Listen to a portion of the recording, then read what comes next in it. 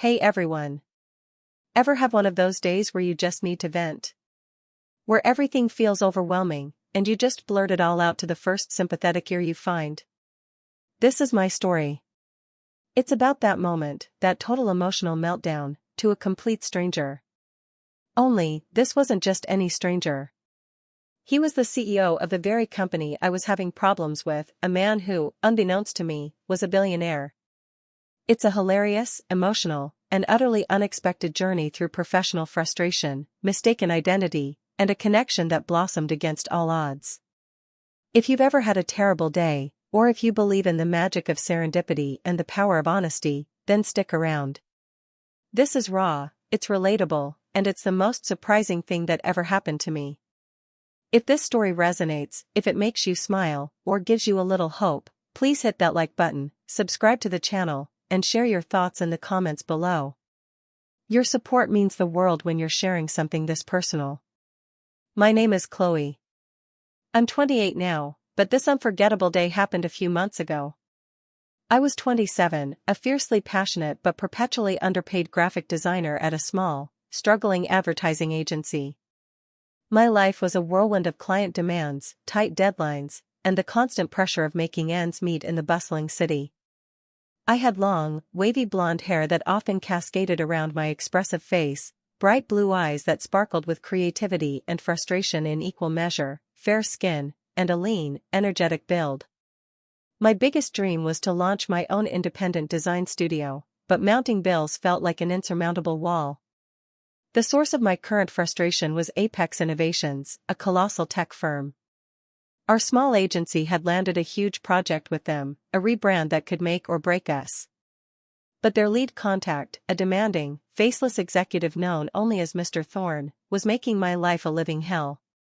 Endless revisions, contradictory feedback, impossible deadlines.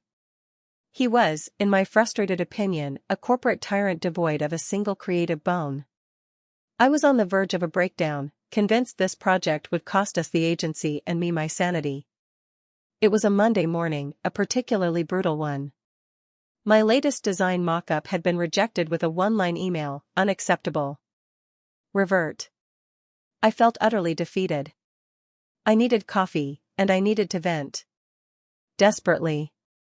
I ducked into a small, bustling artisan coffee shop, hoping the strong caffeine would ignite some spark of inspiration, or at least numb the despair. The line was long. I stood there, simmering, reviewing the latest brutal email on my phone. An older gentleman, 60s, thinning gray hair, kind eyes, average build, a regular at the shop, noticed my distress. "Rough start to the week, dear?" he asked kindly. I just nodded, barely holding it together. Then, a voice behind me. "Looks like you could use a double shot of something strong." I turned, ready to snap at anyone trying to make light of my misery. But my words caught in my throat. Standing behind me was a man in his late 30s. He had sharp, silvering hair, piercing dark eyes that held an intelligent amusement, tanned skin, and a commanding, athletic presence. He wore a simple but expensive-looking dark blazer over a crisp white shirt, exuding an aura of quiet power and undeniable charm. He was incredibly attractive, radiating an intriguing mix of confidence and a hint of a playful smile. My exasperation, however, outweighed my awe. "You have no idea," I blurted out, the words tumbling out before I could stop them. "I'm literally on the verge of quitting my job because of some corporate tyrant who wouldn't know good design if it bit him." My long, wavy blonde hair was probably a mess, my expressive blue eyes sparking with righteous anger. This Mr. Thorne from Apex Innovations? He's systematically destroying my soul. He asks for beige, then green, then back to beige. And his feedback? Unacceptable. That's it. Who even does that? The man listened, his piercing dark eyes fixed on me, the amused hint growing more pronounced. He didn't interrupt. He just watched, a subtle, captivating smile playing on his lips.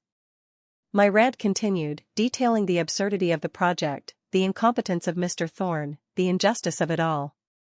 I vented, loudly, passionately, to this incredibly handsome stranger, unaware he was simply taking it all in. When I finally finished, breathless, the man offered a wry smile. Sounds challenging. Perhaps Mr. Thorne has a reason for his methods? Oh, I'm sure he does, I scoffed, a reason that involves a deep-seated hatred for all things beautiful and functional. He chuckled, a low, resonant sound that somehow disarmed me. Well, he said, stepping forward as the line moved, if I ever meet this Mr. Thorne, I'll be sure to tell him your thoughts. Coffee's on me. He paid for my latte, gave me a quick, charming smile, and then, with a confident nod, walked out, disappearing into the bustling street. I watched him go, feeling a strange mix of embarrassment, relief, and a flicker of attraction to the incredibly handsome stranger who had just witnessed my spectacular meltdown. The challenge that followed was navigating the aftermath of my impulsive honesty. The next day, I was summoned to a meeting with Mr. Thorne. My heart pounded. I expected to be fired, not just for my performance, but for my public outburst. I walked into the Grand Apex Innovations boardroom, my stomach in knots. And there he was. Sitting at the head of the table, perfectly composed in a sharp dark suit, his silvering hair impeccable, his piercing dark eyes now serious, but with that familiar, intelligent amusement lurking in their depths. The stranger from the coffee shop. My boss. Marcus Thorne, 38, CEO of Apex Innovations, the man I had just loudly, passionately, and publicly ridiculed. The world tilted. My face burned. My long, wavy blonde hair felt like it was standing on end. You're Mr. Thorne? I whispered, utterly mortified. He raised an eyebrow, a subtle, captivating smile playing on his lips. And you, I believe, he said, his voice deep and amused, are Chloe, the designer who thinks I have a deep-seated hatred for all things beautiful and functional? The resolution didn't come through groveling. It came through my desperate, honest explanation. I didn't back down from my creative vision. I explained my frustrations, my passion, my belief in the design. Marcus, surprisingly, listened. He revealed his perspective. His contradictory feedback was a test, a way to see who would break, who would fight for their vision, who understood the client's unspoken anxieties better than he did himself.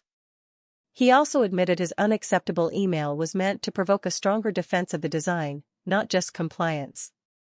The conversation, born from my public vent, turned into a profound, respectful, and surprisingly flirtatious debate about creative process. He saw my passion, my fire.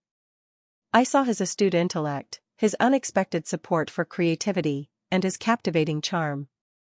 The initial humiliation morphed into respect, then a burgeoning mutual admiration.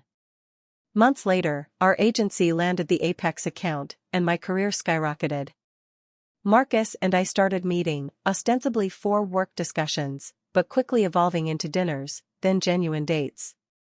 He taught me the business side of my art. I reawakened his appreciation for raw creativity. His piercing dark eyes now looked at me with deep affection, and my bright blue eyes, once filled with frustration, now sparkled with love. His quiet power and undeniable charm had utterly captivated me. Today, I'm the creative director at Apex Innovations, and Marcus isn't just my boss, he's my partner, my greatest supporter, and the man I never knew I was waiting for. Our mornings start with coffee, often at that same artisan shop, where we sometimes see the kind old gentleman from the line. My passionate vent, born from a terrible day, became the accidental catalyst for the most wonderful love story. The inspiring message? Never underestimate the power of being genuinely, passionately yourself, even when you're at your absolute worst. Sometimes, a moment of raw honesty, a desperate vent to a stranger, can rip away facades and lead you to the most unexpected connections. It taught me that judgment is fleeting, empathy is powerful, and true love often begins not with perfection, but with authentic, messy, beautiful truth. If this story made you smile, if it reminded you to embrace the unexpected, or to just go for that coffee, please hit that like button, subscribe to the channel, and share your own crazy vent to a stranger stories in the comments below. You never know who's listening.